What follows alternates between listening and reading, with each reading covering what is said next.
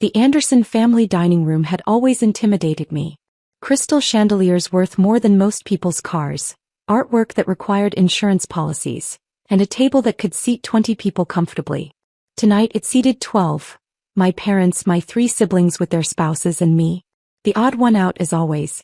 "So, Emma," my brother Marcus began, swirling his wine in a way that made him look like he was trying too hard. "Still doing that little tech thing in Seattle?" I smiled politely, cutting into my overpriced steak. "Yes, still in Seattle. My company's doing well." "Company?" my sister Victoria snorted. She'd been drinking since before dinner. "You mean that app thing? What does it even do?" "We develop AI solutions for financial forecasting," I explained, keeping my voice even. I'd learned years ago that showing emotion in this family was like showing blood to sharks. "Sounds complicated," my mother said in that tone that meant she thought it was anything but impressive.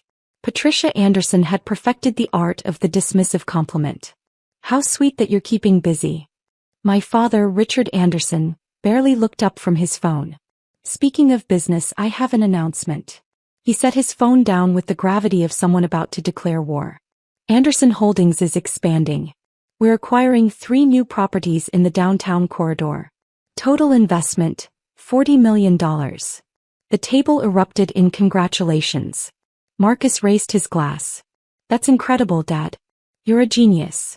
"We're so proud," Victoria added, though I noticed she was already checking her own phone. My younger brother, Thomas, leaned forward. "Does this mean promotions?" "I've been running the residential division for 2 years now." "We'll discuss it," Dad said, which was his way of saying yes without committing. "This expansion will cement Anderson Holdings as the premier real estate development firm in the region. Maybe the entire Pacific Northwest." I took a sip of water. The irony was so thick I could taste it. "The financing is tricky though," Dad continued. "We're leveraging significant capital. But the returns will be substantial." Mom patted his hand. "You always make it work, darling." I set down my fork carefully. "If you need additional funding, I could help." The table went silent. Not the thoughtful, considering kind of silence. The shocked, "Did she really just say that" kind of silence. Victoria laughed first. "I'm sorry, what?" "I said I could help with funding," I repeated calmly. "I have some capital available. I could invest $300,000. The silence turned into barely suppressed laughter. $300,000? Marcus said it like I'd offered to pay for dinner with Monopoly money. "Emma, this is a $40 million deal. Your contribution wouldn't even cover the legal fees." "It's sweet that you want to help," Mom said with that same patronizing tone. "But this is serious business, honey. Not something you understand." My father finally looked directly at me. "Emma, I appreciate the gesture. Really. But we don't need your pocket change." He said pocket change like it physically hurt him. "This is a $40 million business. We work with serious investors. Institutional money. Not." He didn't finish the sentence. He didn't have to. "Not what?" I asked, keeping my voice level. "Not hobbyist money from a tech startup that probably operates out of a coffee shop," Victoria finished for him. She'd never forgiven me for skipping her destination wedding to close a crucial deal. "No offense, Emma, but you're playing in the kiddie pool. We're in the ocean." Thomas tried to be diplomatic. "What Victoria means is that our funding structure is complex. We have established relationships with venture capital firms, private equity groups, institutional investors. It's not really something where individual contributions make sense. Unless those individual contributions are 8 or 9 figures," Marcus added with a smirk. "You got $100 million lying around, Emma?" More laughter. My sister-in-law, Jennifer, actually wiped tears from her eyes. I pulled out my phone. "Oh, are we boring you?" Victoria snapped. "Is your little app sending you notifications?" "Just need to send a quick message," I said, typing carefully. "Please excuse me." The message was simple. "David, withdraw all backing from Anderson Holdings effective immediately. Authorization code, Emma 7734. Execute after their 7 p.m. board meeting begins." I hit send and set my phone face down on the table.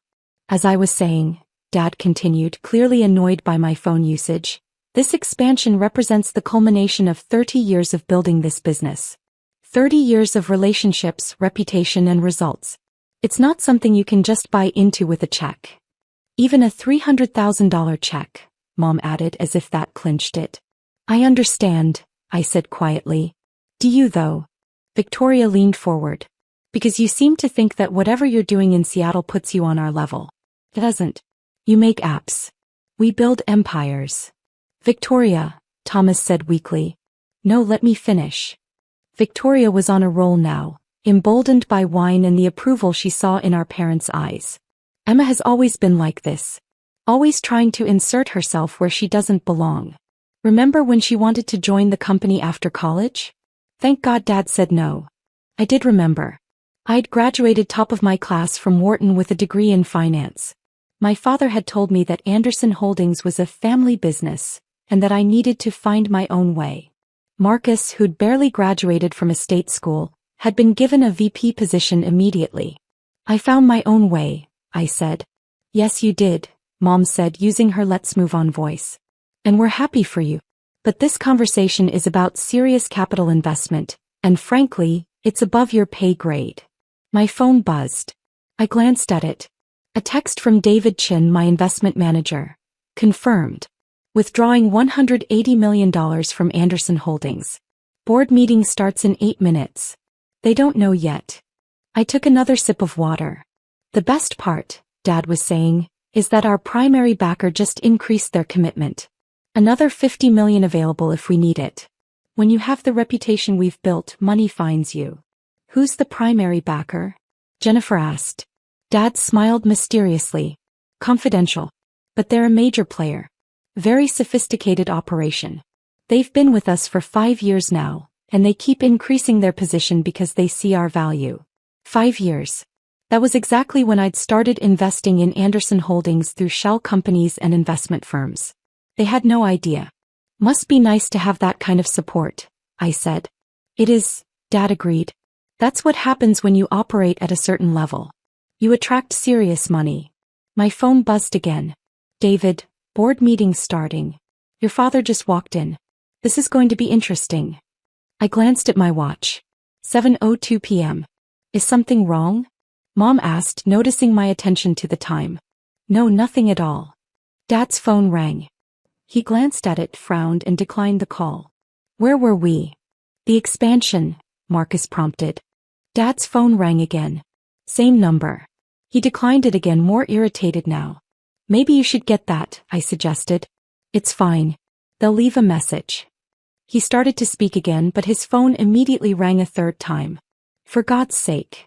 He answered it. This better be important, I'm at a family dinner. We all watched as his face changed. The irritation melted into confusion, then shock, then something approaching panic. What do you mean withdrawn? His voice rose. No, there must be a mistake. Check again. Silence as he listened. All of it? That's impossible. Who authorized this? More silence. His face was going red. What do you mean effective immediately? We have contracts, agreements. Marcus and Thomas exchanged worried glances. Victoria set down her wine glass. I need to call you back, Dad said, his voice tight. He hung up and immediately started dialing another number. Richard. Mom's voice was sharp. What's going on? He held up a hand, phone to his ear. Bill, it's Richard Anderson. I just got a call that seems, yes, I'll hold. He put his hand over the phone. There's some kind of issue with our primary funding source. I'm sure it's just a miscommunication. But his face said he wasn't sure at all. Another phone call. Then another. With each one, Dad's expression grew darker. Marcus's phone started ringing too, then Thomas's.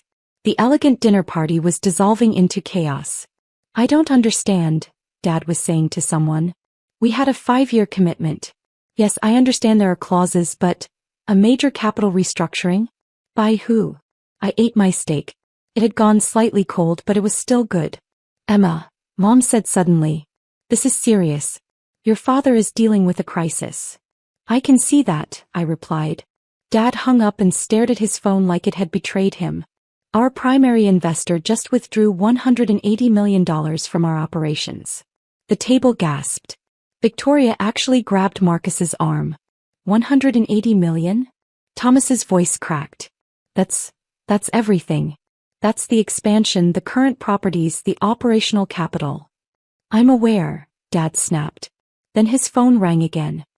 It's the board. I need to take this. He stood up and walked to his study, his confident stride replaced with something uncertain. Marcus followed him. Then Thomas. Mom sat frozen, her perfect composure cracking. This can't be happening. Who would do this? Jennifer asked. Who could do this?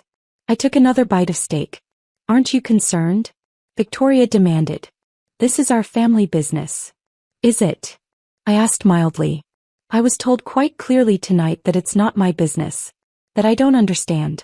That I'm playing in the kiddie pool.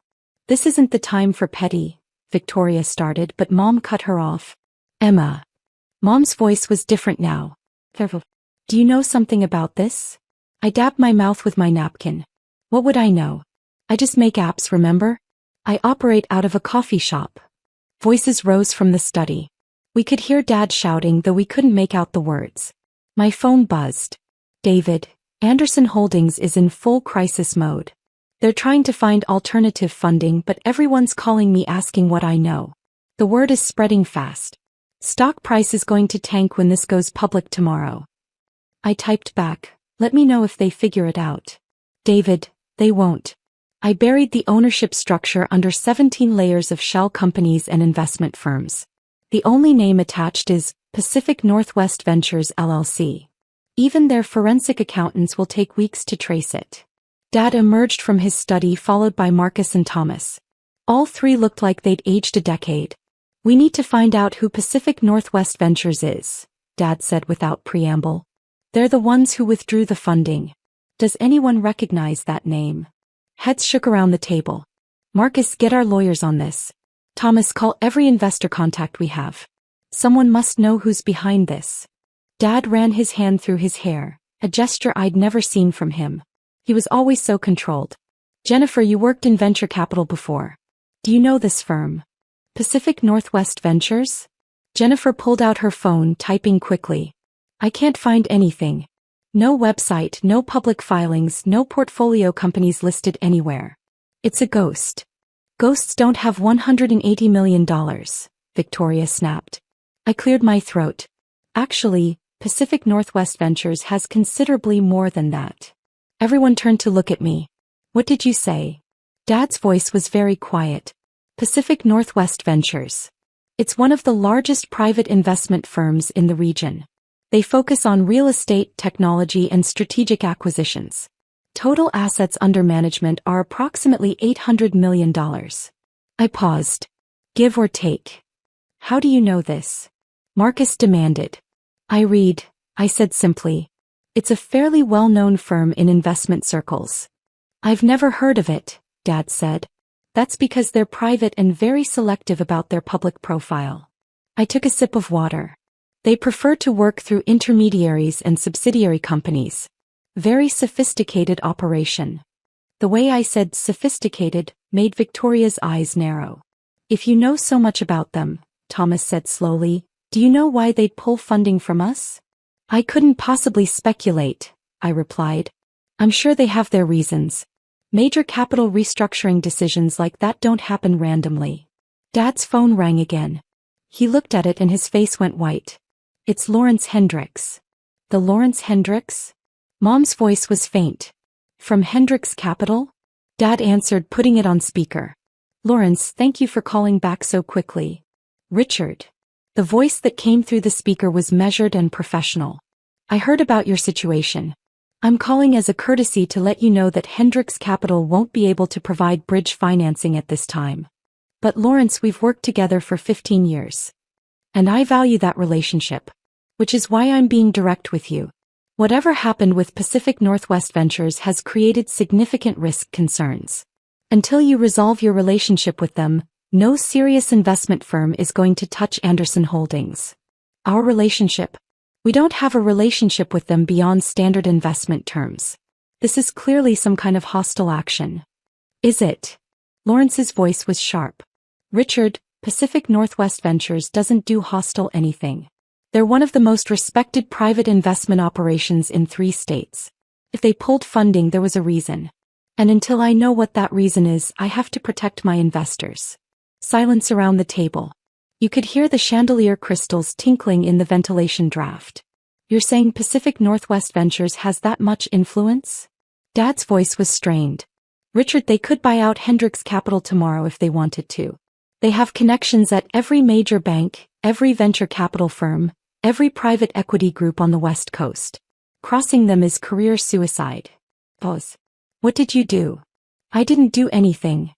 Then you better figure out what happened, because as of right now your company is untouchable. The line went dead. Dad stood there holding his phone like it was a live grenade. This is insane, Victoria said. One firm can't have that much power. Marcus's phone buzzed. Then Thomas's. They both looked at their screens and went pale. What? Mom demanded. It's spreading, Marcus said weakly. I just got 3 emails from investor contacts. They're all asking what happened with Pacific Northwest Ventures. They're all saying they need to reassess their position with us. Same here, Thomas added. One of them said, and I quote, I didn't know you had PNV backing. Why would you jeopardize that relationship? I checked my own phone. David had sent me a message with a simple emoji. Smiling face with sunglasses. Dad slowly sat down. Someone find out everything about Pacific Northwest Ventures. Everything. Who runs it, what they invest in, who their other portfolio companies are. There has to be a way to fix this. I can help with that, I said. Everyone looked at me again. You can. Dad's voice had something in it I'd never heard before. Hope maybe. Or desperation. I know quite a bit about Pacific Northwest Ventures, I confirmed. I've followed their operations for years. Studied their investment patterns, their decision-making processes, their portfolio management strategies. Why would you study them? Victoria asked suspiciously. Because they're brilliant, I said simply. They started 5 years ago with seed capital of about $50 million. Through strategic investments and careful portfolio management, they've grown to over $800 million in assets. They focus on undervalued properties, emerging technology companies, and strategic real estate acquisitions. Their return rate is 43% annually. I had everyone's complete attention now. They've invested in 27 different companies and properties across Washington, Oregon, and Northern California, I continued. Real estate development, tech startups, manufacturing facilities, commercial properties.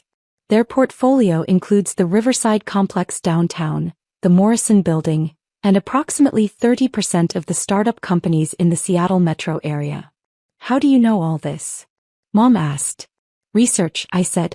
It's what I do. Financial analysis, market research, investment pattern recognition. It's kind of my thing. Dad leaned forward. Do you know how to contact them? I might be able to facilitate an introduction, I said carefully. But I should warn you, they're very selective about who they work with. They have certain standards. Standards. Marcus bristled. Anderson Holdings is a $40 million company with a 30-year track record. Was a $40 million company, I corrected gently. Without that $180 million in backing, your actual operational value is closer to $15 million. And most of that is leveraged. The silence was deafening. How do you know our operational numbers? Dad's voice was dangerous now. Public filings, property records, market analysis, I replied. It's not secret information. Anyone who knows where to look can find it. Thomas was typing frantically on his laptop. She's right. Without the PNV backing, we're in serious trouble. The expansion deal requires proof of capital by next week. If we can't show it, we lose the down payment. That's $8 million. We'll find other investors, Dad said, but he didn't sound confident. In a week. Victoria's voice was climbing. After word gets out that Pacific Northwest Ventures dropped us? Lawrence was right, we're toxic now. My phone rang. I glanced at it. Excuse me, I need to take this. It's my investment manager. I stood and walked to the window, turning my back to the table but speaking loud enough for them to hear. Hi, David. Yes, I saw the news. No, I don't think they've figured it out yet. What? Another withdrawal? Which property? Oh, the Morrison Building. Yes, that makes sense. That's entirely controlled by PNV, isn't it? They're trying to trace the ownership? Tell legal to make it as complicated as possible. Of course. Yes, I'll be back in Seattle tomorrow. We can meet then. I hung up and turned back to the table. Everyone was staring at me. Sorry about that, I said, returning to my seat. Where were we? Who was that? Dad asked. My investment manager. David Chen. He handles my portfolio. Your portfolio, Marcus repeated slowly. Yes. I do have investments, you know. Just because I run a tech company doesn't mean I don't diversify. I smiled. It's investment 101. Never put all your eggs in one basket. Dad's phone buzzed. He looked at it and his face changed again. It's a text from Bill at the bank. He says someone from Pacific Northwest Ventures' legal team just contacted him asking about our account status and creditworthiness. That's unusual, I commented. Investment firms don't usually make direct contact with banks after a withdrawal. Unless what? Mom demanded. Unless they're considering additional action. Maybe they're not just withdrawing funding. Maybe they're positioning for something else. Like what? Thomas asked. I shrugged. Takeover? A buyout? Hard to say without knowing their strategy. Victoria's eyes were sharp on me now. Too sharp. You know a lot about how they operate. I told you I've studied them. Nobody studies an investment firm that carefully unless they have a reason, Victoria pressed. What's your reason, Emma? I met her gaze calmly. Professional curiosity. They're good at what they do. I like learning from the best. Dad's phone rang again. He answered without checking the caller. Yes. What? You can't be serious. No, I understand, but... Fine. Thank you for letting me know. He hung up and looked at Mom. The Morrison Building. What about it? They're exercising their majority control. Effective immediately, Anderson Holdings is no longer managing the property. Pacific Northwest Ventures is taking direct control. They can't do that, Marcus said. They can, I said. If they hold majority ownership. Which they do. 51%, I believe. Every head swiveled toward me. How could you possibly know that? Dad's voice was barely above a whisper. It's in the property records. Public information. I paused. Actually, Pacific Northwest Ventures holds majority or significant minority positions in most of your major properties. The Morrison Building, the Riverside Complex, the downtown parking structures, the Harborview Apartments. They're quite strategically positioned in your portfolio. That's impossible, Mom said. We'd know if one firm had that much control. Would you? I asked. Do you personally review every investment document? Every shareholder agreement? Every ownership structure? Thomas was typing again, his face growing increasingly alarmed. Emma's right. I'm looking at the ownership records now. P&V shows up in almost every major property we manage. How did we not notice this? Because they came in through different subsidiary companies at different times, I explained. That's their strategy. They don't announce themselves. They quietly accumulate strategic positions. Then when they have sufficient control, they act. This is insane, Victoria said. It's like they planned this. They probably did, I agreed. Pacific Northwest Ventures doesn't do anything accidentally. Every investment is strategic. Every acquisition is calculated. They're playing chess while everyone else is playing checkers.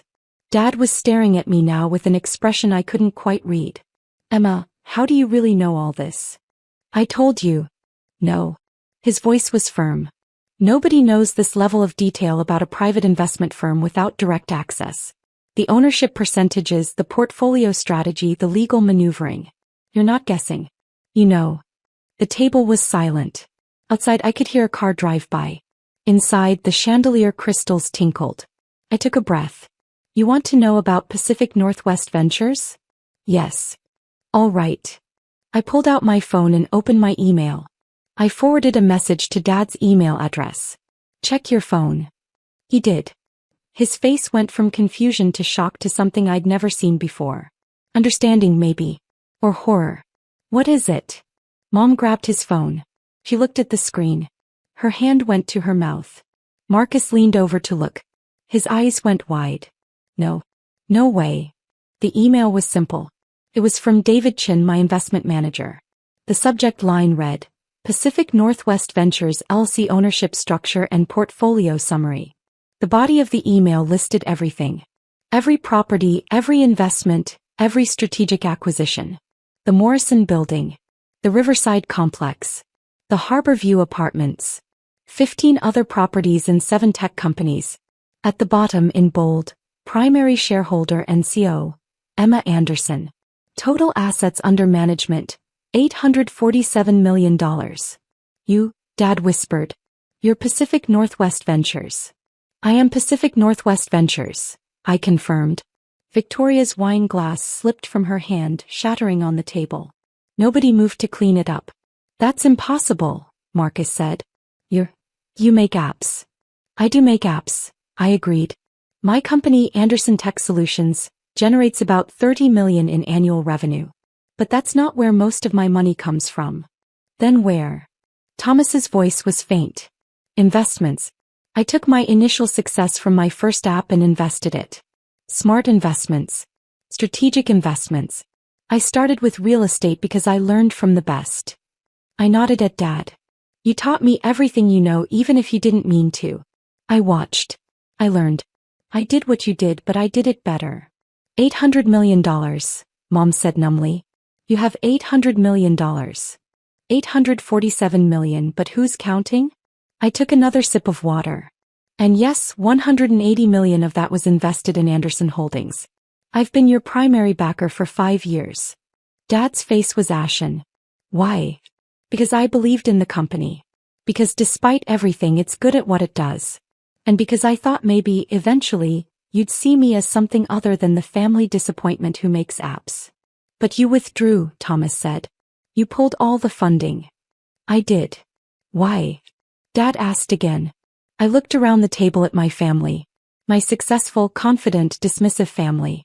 Because you told me my $300,000 was pocket change, I said simply. Because you laughed at my offer to help. Because after 5 years of secretly funding your entire operation, of making sure you had the capital to expand and thrive, you told me I was playing in the kiddie pool while you were in the ocean. The silence stretched.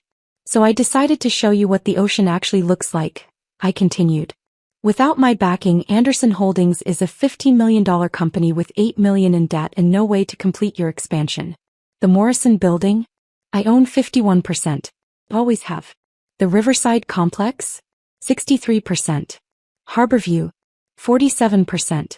Every major property you manage I have controlling or significant interest. Why did you hide it?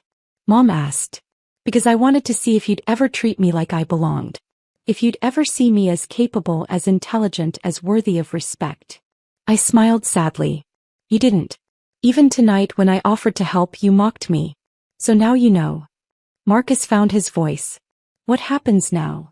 That depends, I said. On you. On us. Victoria's voice was sharp, but there was fear in it now. On whether you want me to stay invested or not. I looked at Dad. You said Anderson Holdings is a family business. You were right. And I'm family whether you like it or not. So here's my offer.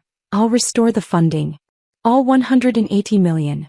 I'll even increase my investment to $200 million to help with the expansion. Hope flickered across Dad's face. But, I continued, things change. I'm not a silent partner anymore. I want a seat on the board. I want full transparency on all investments and decisions. And I want respect. Real respect, not patronizing comments about my little tech thing. And if we refuse? Victoria asked. Then I pull all my investments from every property and company I'm involved with that has any connection to Anderson Holdings. I have controlling interest in most of your portfolio. I could dismantle your entire operation in a week. I kept my voice calm. Or you could accept that your daughter isn't playing in the kiddie pool. She built the ocean you're drowning in. Dad stared at me for a long moment. Then slowly he stood up and walked around the table. He stopped in front of me. I'm sorry, he said. And for the first time in my life he sounded like he meant it. For what specifically? I asked. For underestimating you.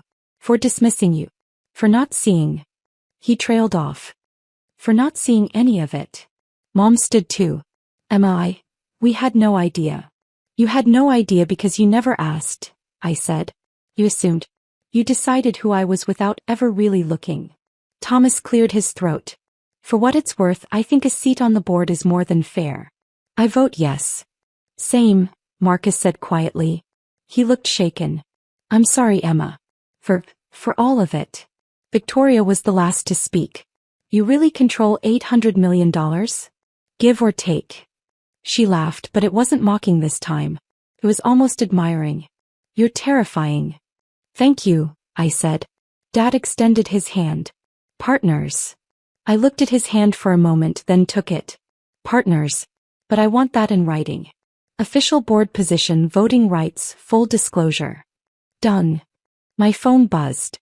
David, should I restore the funding? I typed back, yes. All of it. Plus an additional $20 million.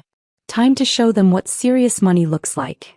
I looked around the table at my family's faces.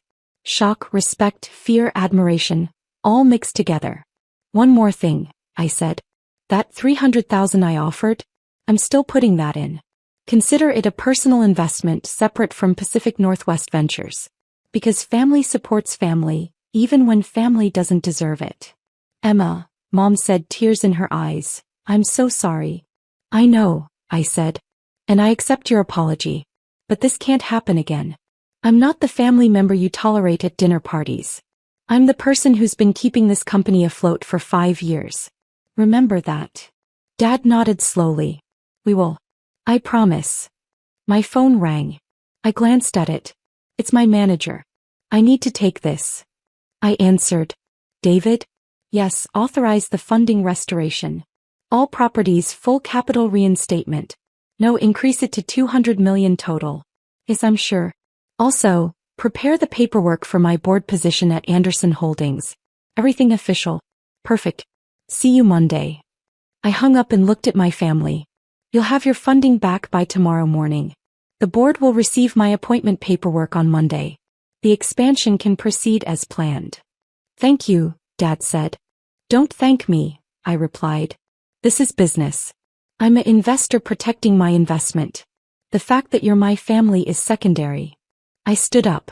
Now if you'll excuse me, I have an early flight back to Seattle. I have actual business to attend to. Emma, wait, Mom called as I headed for the door. Can we talk more about this? About everything? I paused at the doorway. Sure. Call my office and schedule an appointment. My assistant will find time in my calendar. The shock on their faces was almost worth the 5 years of secret investment. Almost. As I drove away from the Anderson family mansion, my phone buzzed with messages from David. The funding was being restored. The lawyers were drawing up my board position papers.